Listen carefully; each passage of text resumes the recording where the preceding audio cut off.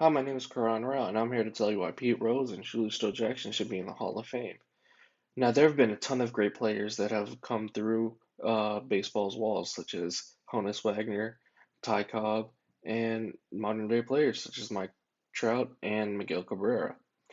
Baseball has also endured its fair share of scandals, such as the Balco steroid scandal, which involved two of the greatest players of that generation, Barry Bonds and Mark McGwire, and the biogenesis scandal, which occurred not too long ago, back in 2013. However, all of the players that were accused in those respective scandals, never received the punishment that Pete Rose and Shoeless Jackson received, which was lifetime banishment from baseball. Now, why is that? Well, Pete Rose and Shoeless Jackson were both accused of gambling. Now, because of the fact that they have a lifetime ban on their heads, they cannot enter the Hall of Fame. Now, let me give you some reasons as to why Pete Rose should be inducted into the Hall of Fame, even though he's accused of gambling.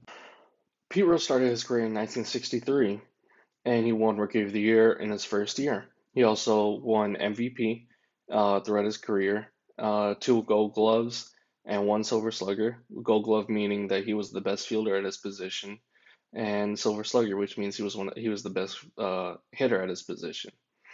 He also won 17. He also was a 17-time All-Star, and he batted 303 lifetime with 160 home runs and 1,314 RBIs.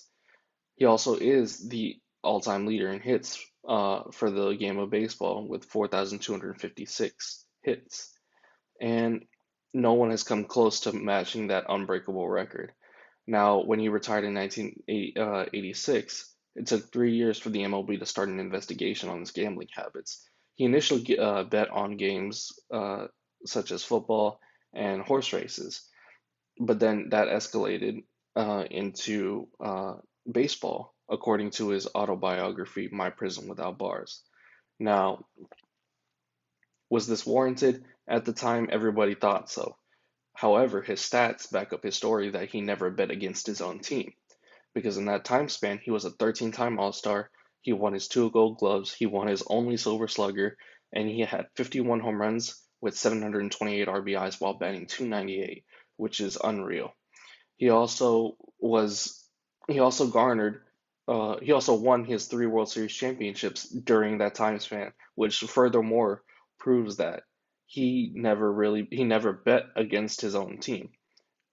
He never bet against his own team, and he was wrongfully accused of betting against his team and throwing games, even though there has been no evidence to support the fact that he has uh, bet against the Reds or the Phillies, which are the teams that he played for. Ironically, there was a player that underwent a similar situation 70 years earlier, and his name was Shoeless Joe Jackson. In the case of Shoeless Joe Jackson's case, he was accused of throwing the World Series, even though his stats had seemingly elevated compared to the other people that were involved in the Chicago Black Sox scandal. Now, the Chicago Black Sox scandal was when eight players were accused of throwing the World Series in favor of the bettors, in favor of the Cincinnati Reds as well. So they were conspiring with gamblers to help the Cincinnati Reds win, so that they can win a large sum of money as well as $10,000 from the gamblers itself, according to History.com. With that being said, in order for you to throw a game, your stats would have to considerably dip, and you would have to commit more errors in the field. Shoeless Joe Jackson, however, committed no errors throughout the entire World Series, which lasted a whopping 8 games. And he also has a World Series record that still stands to this day with the most hits in the World Series, which is according to Baseball Reference. Now, why is it that he got looped in with these guys?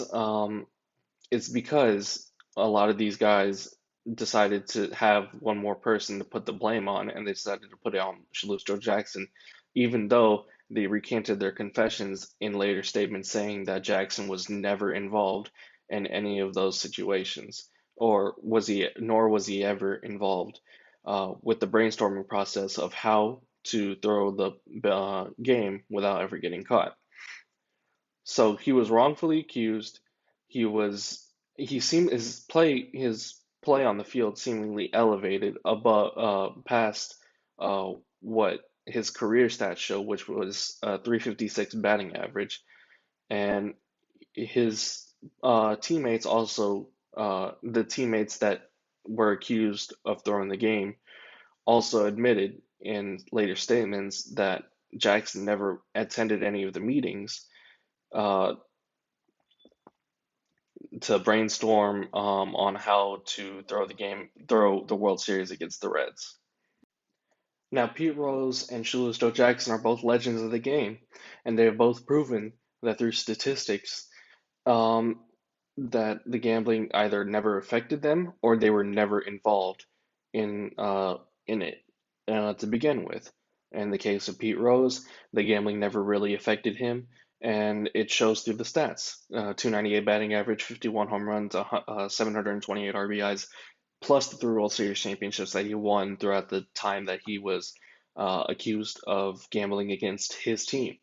It is proven that he never threw any games in favor of the other team. In the case of Joe Jackson, he was never really it's proven through statements from other people that were accused in the crime that he was never involved in any of the brainstorming. Rather, more so, he never attended any of the meetings. He also batted a 375 batting average according to Baseball Reference, and still holds the record for the most hits in a World Series, as well as maintaining his innocence until his death. Um, until his death. So I think it's time that they both get inducted into the Hall of Fame, and that they both get taken off the lifetime banishment list.